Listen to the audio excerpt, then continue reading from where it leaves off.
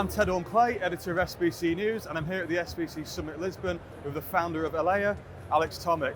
Alex, it's great to be here with you. I noticed you were on the TV last night at the Legends game.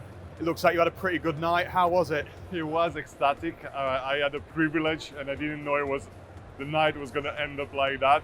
And we met so many legends. It was a magical moment, seeing all the kids also that were there, seeing all the players responded to the kids. They were really giving time and attention to them. Not like we've seen maybe 10 years ago, when they were going with their headphones, coming out of the buses, not giving attention to them. This is the old generation, and they're very respectful, staying for maybe 30 minutes signing t-shirts for kids. It was a really beautiful, emotional moment. Yeah, it was really an incredible event that our colleagues over on the events, SBC events managed to put on. It's very impressed of it. There's going to be so many football fans who are really jealous of what you managed to experience last night. So let's talk a bit about Brazil. Okay. Can you walk me through how Alea is positioning itself for growth in Brazil? So we basically became, I wouldn't say by chance, but through cultural affinity, because Alea is based in Barcelona. We have maybe 70% of the staff is Spanish, 30% of the staff is multicultural. So we have cultural affinity with Brazil. So we became quite quickly the first aggregator in Brazil. And something that happened already back in time, but especially now with what's happening in the US with the sweepstakes, Brazil is becoming a very interesting sweepstake market. So it's something we see coming. US is about to close, obviously, most certainly, and Brazil is about to open and become one of the biggest sweepstake markets in the world. So, like you say, Brazil is still quite early days. I think obviously it's in September. We're 9 months into the regulated market, aren't we? Yeah. But it's like, with this in mind, what are your strategic priorities there at the moment? So continue developing, definitely. We still continue growing in Brazil. We are obviously going to experiment with sweepstake in Brazil. Regulation has been tough. I can't lie about that. We saw a drop of business.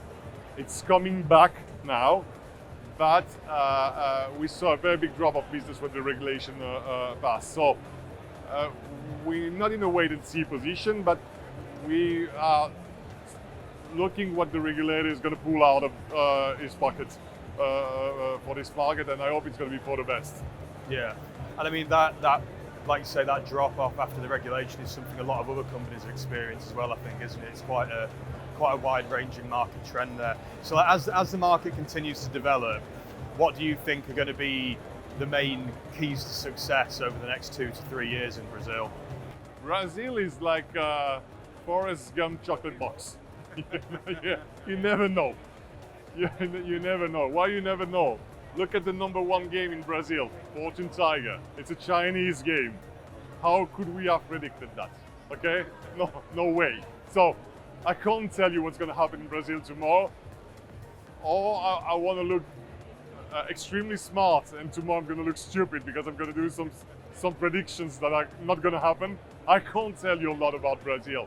I do believe in sweepstakes in Brazil a lot. I think it's a market where sweepstakes is going to take off. Again, we need to see what the regulator is going to do about that.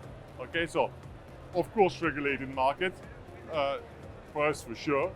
I mean, we're not going to do Brazil in a grey way, only regulated and sweepstake. The problem is if you do regulated and you want to do sweepstake, and then the authorities are saying sweepstake is a no, we will have to leave it on the side to maintain our position in the regulated market. If another, let's say, aggregator or game provider is doing Brazil grey, they could do sweepstake if the authorities are saying that sweepstake is a no-go. We won't be able to do that. It's one or the other, So moving on from Latin America, now you mentioned this earlier, the importance of sweepstake casinos, particularly in the US. how significant is your business here to like your overall strategy, the sweepstakes casino side of things? In the US specifically, you mean, right? Yeah, it's a very good question. We're the head sponsor in other shows in the US for sweepstakes. We invested a lot there, but we're not going to risk a court case in the US, definitely not. So at some point, if sweepstakes is a no-go, we're going to just leave sweepstakes in the US and we're going to reposition ourselves. That's what we were talking about before with sweepstakes in Brazil or other countries. But if US is a no-go, even if we don't operate on the real money gaming side in the US, we're not regulated for US, so we don't do US. We're not gonna do sweepstakes in the US for sure. So, like, how confident are you then that casino sweepstakes are going to remain a long-term sustainable market? I believe personally, but I may be wrong, that the game is over. Take an expression that someone else gave me today. It's sweepstakes plus. So there's new kind of product that are coming out that are not sweepstakes, that are more some kind of betting on events.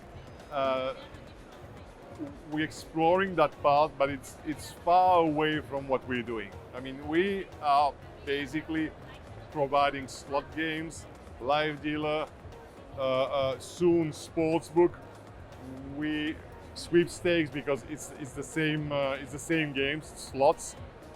This new type of product, it means that if we want to go there, we will need to integrate them. And the time frame of integration could take 6 months to 1 year. And during that time frame of integration, the regulatory landscape may change in the US. So we will need to be sure that we're going for a long run before we go into this new line of products. Thanks so much for your time, Alex. Thank you for having me.